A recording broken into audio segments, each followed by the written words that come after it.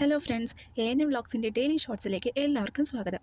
അപ്പോൾ ഇന്നത്തെ താരം നമ്മുടെ സ്വന്തം നെയ്ച്ചോറ്, ചൂടായ നെയ്ച്ചോറും അതിനൊപ്പം ഒരു ബീഫ് കറി.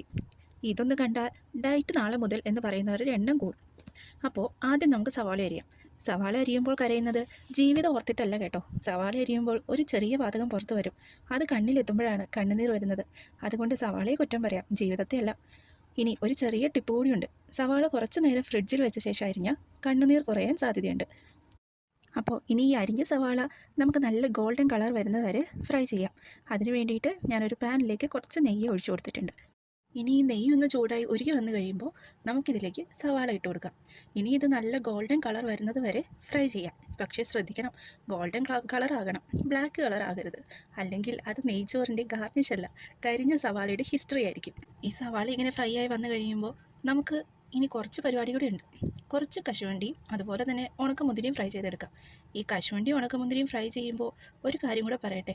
ഗാർണിഷ് ചെയ്യാൻ വറുത്ത കശുവണ്ടിയുടെ പകുതി കുക്കിംഗ് കഴിയുമ്പോഴേക്കും കാണാതാകും.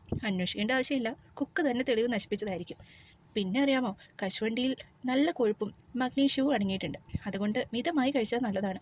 ഇനി നമുക്കൊരു പാനിലേക്ക് നല്ല നെയ്യ് ചേർക്കാം. ഡയറ്റിലുള്ളവർ ഈ സീൻ കാണുമ്പോൾ 2 സെക്കൻഡ് കണ്ണടച്ചോളൂ. അതിലേക്ക് ഗ്രാമ്പൂ, ഏലക്ക, കറുവപ്പട്ട, ജീരകം, കുരുമുളക് എന്നിവ ചേർത്തൊന്ന് വഴറ്റാം. ഈ മസാലകൾ രുചി മാത്രമല്ല, നല്ലൊരു സുഗന്ധവും നൽകും.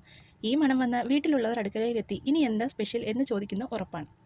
ബിരിയാണി അരി ചേർത്ത് ഒന്ന് ആവി വെച്ച് മൂടി കൃത്യമായി വേവാകുമ്പോൾ നമുക്ക് തുറന്നു നോക്കാം. പിന്നെ വറുത്ത് വെച്ച എല്ലാ സാധനവും എടുത്തിട്ട് ഇതുപോലെ ഗാർണിഷ് ചെയ്താൽ കൊടുത്താൽ മതി.